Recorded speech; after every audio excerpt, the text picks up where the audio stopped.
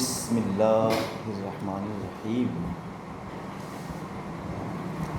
اولا انا ارحب بكم في هذه الجلسة وبهذه المناسبة اليوم أنا أريد أن أقدم شيئا حول الندوة. اولا أنا أريد إيضاح لهذه الكلمة ما معنى الندوة. الندوة معناها النادي، وفي العصر الحاضر في الندوة أن أهل العلم والمعرفة وهم يجتمعون ويقدمون آراءهم حول العنوان الخاص. والندوة في الحقيقة وهي تنعقد لكي ترسل العلوم، لكي ترسل المباحث العلمية للطلبة والطالبات والأساتذة. وفي الندوة العلماء الأدباء والباحثون والكتاب وهم يجتمعون لكي يقدموا آراءهم حول النقطة الخاصة المتعينة. الندوة في الحقيقة وهي المذاكرة، المباحثة، النقاش حول أي نقطة خاصة. مثلا العنوان الخاص الشعر الهندي. الشعر الهندي حول هذا العنوان أن الكتاب وأن الشركاء لهذه الندوة وأن المندوبين لهذه الندوة وهم يقدمون آراءهم وهم يقدمون نكاتهم حول الشعر الهندي وحول الشعراء الهنود، وكذلك حول المضامين وحول العناصر الخاصة للندوة. الندوة في الحقيقة تنعقد للاستفادة بالكتاب، للاستفادة بالأدباء، للاستفادة بالمحققين والمدونين. إن الطلبة والأساتذة وهم يستفيدون بآراء أهل العلم والفضل. أي ندوة وهي تنعقد حول أي عنوان، فالندوة وهي ترسل وهي تثير وهي تقدم النكات العلمية، النكات الشعرية، النقاط الانتقادية للطلبة والطالبات. وكذلك أنا أريد أن أجي إلى هذه الجهة، إلى هذه الناحية، أن الندوة وهي تكون وطنية.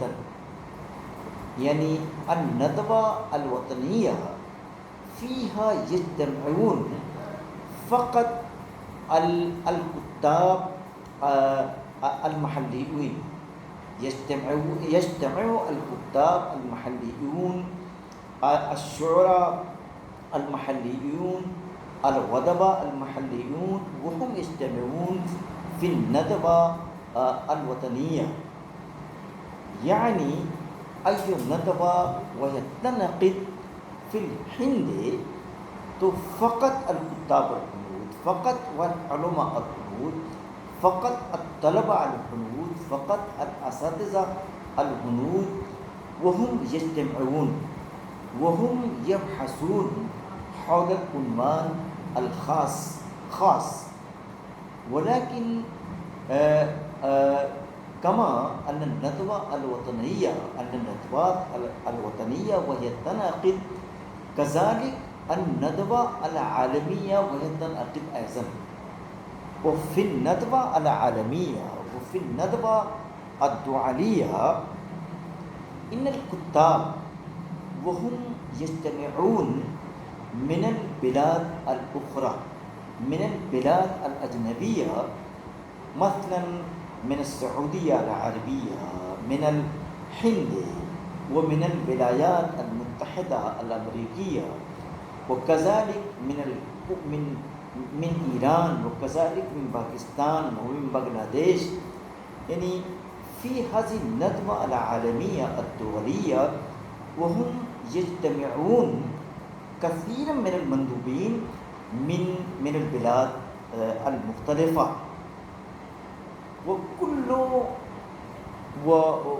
وكل مساهم وكل مشارك في هذه الندوة وهو يكتب المقالة بحيث بلده، بحيث مملكته ودولته. يعني إن السعودية العربية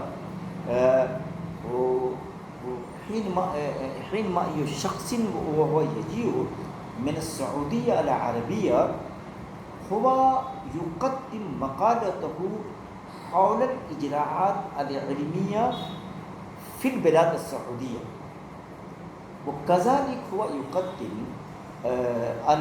المعلومات عن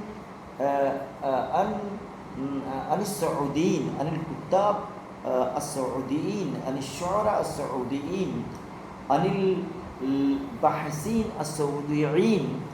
يعني كل شخص، كل باحث في الندوة العالمية وهي يلقي الزعم على الهدف التي يتعلق بمملكته، التي يتعلق ببلده.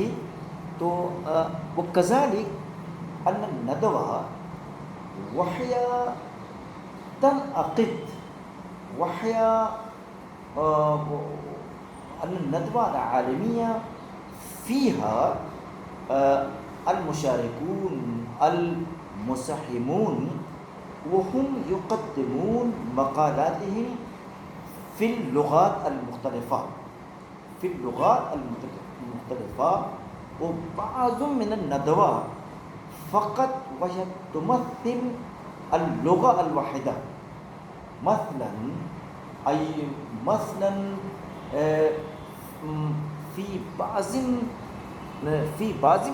في بعض من الندوات العلمية المقالات وهي تقدم فيه فقط في لغة واحدة. مثلا أي ندوة وهي تنعقد في قسم اللغة الأردية، فهؤلاء الكتاب، فهؤلاء المساهمون وهم يقدمون مقالاتهم فقط باللغة الأردية. ولكن الندوة العلمية وهي تنعقد في قسم اللغة العربية وآدابها، فبعض من المساهمين وهو يقدم مقالته باللغة العربية، وكذلك بعض من المساهمين وهو يقدم مقالته باللغة الإنجليزية وباللغة الأردية.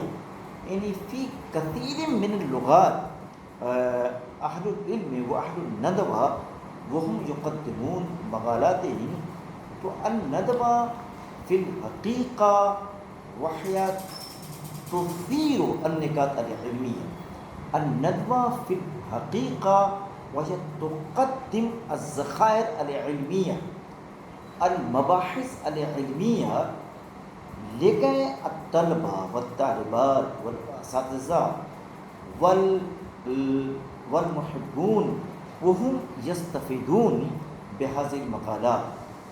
وبعد هذه الكلمات أنا أريد أن أقدم هذه المباحث هذه النکات باللغة الأردية. ندوہ کا جو مفہوم ہے وہ دراصل یہ ہے کہ ندوے کا جو انعقاد ہوتا ہے تو ایک طریقے سے وہ علمی مباحث کے لیے، اکیڈمک ڈسکشن کے لیے ہوتا ہے. ندوہ کا انعقاد اس لیے ہوتا ہے کہ ان کی جو جہتیں ہیں، ان کی جو ڈائمینشنز ہیں، ان ڈائمینشنز کو کھولا جائے اور اس کی جو تہیں ہیں، اس کی جو پرتیں ہیں، اس کو پلٹا جائے. اگر ندوہ میں یہ سارے کام نہیں ہوتے ہیں، روایتی قسم کی بحثیں ہوتی ہیں، وہاں پر بعض مقالات ایسے ہوتے ہیں جو دوسروں کے مقالات کی روشنی میں ایک مقالہ تیار کیا جاتا ہے، تو اس طریقے کے مقالات جو سیمینار میں پڑھے جاتے ہیں وہ بہت ہی نفع بخش اور فائدہ مند نہیں ہوں گے. لیکن ایسے سیمینار جس میں اوریجنل چیزیں پڑھی جاتی ہیں، جس میں محنت کر کے تحقیق کے ساتھ، تنقید کے ساتھ، تحلیل و تجزیہ کے ساتھ کوئی مقالہ تیار کیا جاتا ہے، تو اس طریقے کی جو مقالات ہوتے ہیں وہ ذہنوں میں ایک طریقے سے علمی چیزوں کو بھرتے ہیں اور ان کی جو سارے تقاضے ہیں ان تقاضے سے انسان کو آگاہ کرتا ہے. تو اگر علمی جو اکیڈمک سیمینار ہیں وہ چیزوں سے لوگوں کو آگاہ نہ کر سکیں اور وہ لوگوں کو علمی جو محاسن ہے، علمی جو خامیاں ہیں، علمی جو نقائص ہیں وہ اگر نہ بتا سکیں تو کہتے ہیں پھر لاحاصل ہے. 5 منٹ اور باقی ہمارے پاس ابھی 5 منٹ. اور اس کے بعد یہ بات بھی کہنا چاہوں گا کہ ندوہ جو ہے کبھی نیشنل ہوتا ہے، کبھی انٹرنیشنل ہوتا ہے. جو نیشنل سیمینار ہوتے ہیں اس میں ایک ہی ملک کے مندوبین ہوتے ہیں، ایک ہی ملک کے سیمینارسٹ ہوتے ہیں اور وہ کسی خاص موضوع پر بحث کرتے ہیں، اس میں باہر کے ممالک حصہ نہیں لیتے ہیں.